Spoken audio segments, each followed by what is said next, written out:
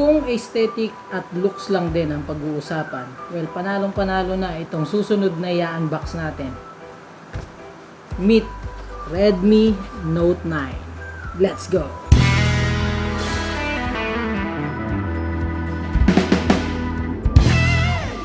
By the way guys, itong si Redmi Note 9 na ating i-unbox ngayon ay pagpalagay na lang natin na hindi pa nabubuksan. Pero ito ay talaga nabuksan na. I-unbox ko lang for the sake na makita natin yung unboxing. Okay? Let's go.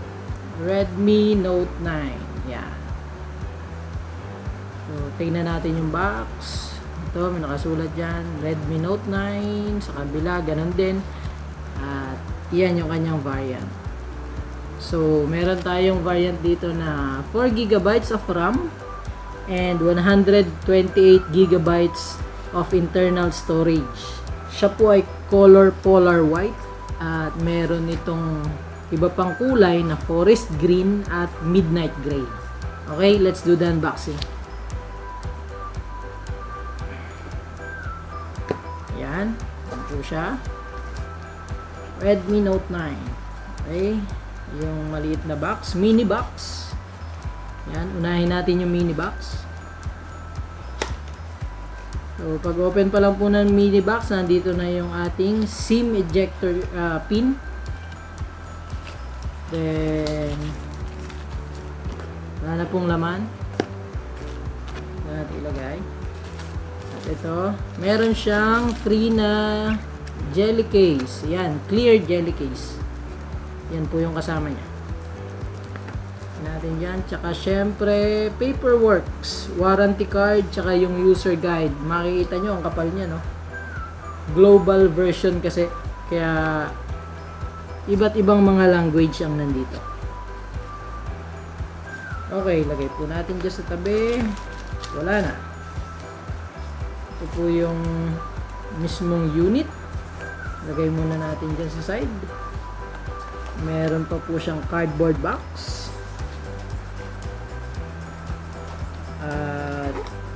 USB Type-C na of course laging makapal ang cable natin pagdating sa USB Type-C. So, high quality. Lagyan natin dyan. At ang kanyang charger. This is a 18 watts charger. Ano po? So, fast charging siya. 18 watts. Yun lang po ang laman ng box. Wala na. Ito na po yung mismong unit. May nakasulat po dito. 48 megapixel AI quad camera. Ang battery niya po ay 5020 milliamperes. Okay po. 6.53 FHD Full HD plus dot display. Ito po ay Corning Gorilla Glass 5. So, talagang matibay. At high performance, ito po yung kanyang chipset, Helio G85. Yan. So, sa likod po, makikita nyo kaagad ang kanyang quad camera. I-open na natin. Where's the sticker?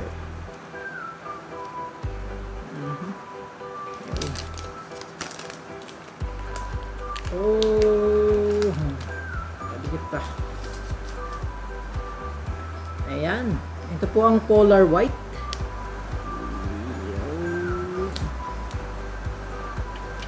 So medyo naka-bulge po yung yung kanyang quad camera dito sa likod at nandiyan na rin po yung kanyang fingerprint scanner. Tapos sa bandang baba niya po, yun lang nakasulat kung nakikita nyo, Redmi. Yan. Sa kanyang ibabaw po, IR blaster at microphone. Right side, volume rockers, then power button. At sa kabilang side naman po, nandito ang kanyang SIM tray. Ito po yung kanyang SIM tray. Ito po ay dual nano SIM card slot. Tapos, micro SD card na expandable up to 512GB of storage. So, malaking malaki po ito. Kadalasan sa mga smartphone, up to 256 lang. Pero dito kay Redmi Note 9, siya ay up to 512GB. Sa kanyang baba naman po, headphone jack. microphone, USB Type-C port, at ang kanyang loudspeaker.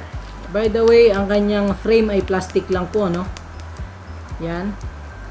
Plastic lang po yan, kaya medyo, alam nyo na, pag plastic, smudge magnet, fingerprint magnet, kaya maganda na ilagay nyo yung jelly case dahil talagang fingerprint magnet pagka plastic. Pero maganda yung pagkakagawa niya, akala mo glass. Kay Redmi Note 9 Pro, siya ay Gorilla Glass, pero dito kay Redmi Note 9 siya ay plastic lang. Maganda yung build ni Redmi Note 9, ano, tsaka mabigat siya, no? Although siya ay plastic frame, siya naman ay meron siyang coating na water repellent, so kung splash lang tapos ulan, kayang-kaya ni Redmi yan. Ang kanyang camera po sa harap, punch hole po ang kanyang camera. Ayan. Tapos, siya po ay may 6.5 inches IPS LCD display. At kung makikita nyo, medyo malaki din ang kanyang bezel. Siya po ay 83.5% screen to body ratio. So, medyo malaki po talaga yung bezels niya, no? Yan. Pero meron siyang resolution na 1080 by 2340 pixels. So, Full HD. Android 10 na po sa Redmi. Tapos, siya ay merong MIUI 11. Yan. Ang kanya pong processor ay MediaTek Helio G85. Tapos po meron siyang octa-core na 2x2 GHz Cortex A75 at meron siyang 6x1.8 GHz na Cortex A55.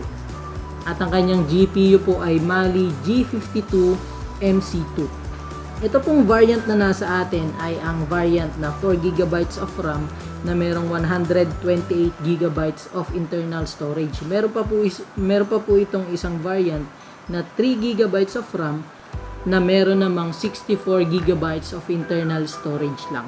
Ito po yung kanyang quad camera, kung makikita nyo, nasa top center, na merong 48 megapixel wide camera, meron din siyang 8 megapixel ultra wide camera, meron siyang 2 megapixel macro lens, at meron siyang 2 megapixel depth sensor. Nakikita nyo, nandyan din yung fingerprint scanner at yung kanyang LED flash. Ang kanya naman pong selfie camera ay merong 13 megapixel na standard lamang. Pagdating naman po sa camera ni Redmi Note 9, meron siyang slow-mo, meron siyang short video, ito yung standard, then photo, tapos meron siyang 48 megapixel, yan po yung 48 megapixel niya, portrait, night mode, panorama, at syempre yung Pro. So napansin ko lang din, no, na medyo MIUI 11 parang medyo mabagal yung kanyang response, you know. So hindi siya ganun kabilis, pero smooth naman din, pero syempre ibang smooth ng 90Hz refresh rate. Yung kagandahan ng punch hole, no, na nasa side, natatakpan kaagad ng yung natatakpan ng thumb yung mismong punch hole. Ayan, no. Kaya akala mo naka no notch display ka. Tignan natin yung settings. So meron kaagad siyang HFR mode directly outside the box. So ang graphics niya high, tapos hindi pa pwedeng ma-select yung ultra option. Try natin sa Call of Duty.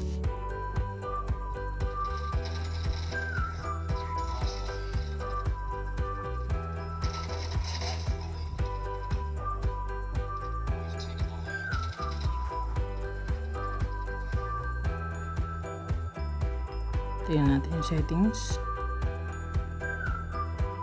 Audio and graphics. Naka low and medium lang po siya. So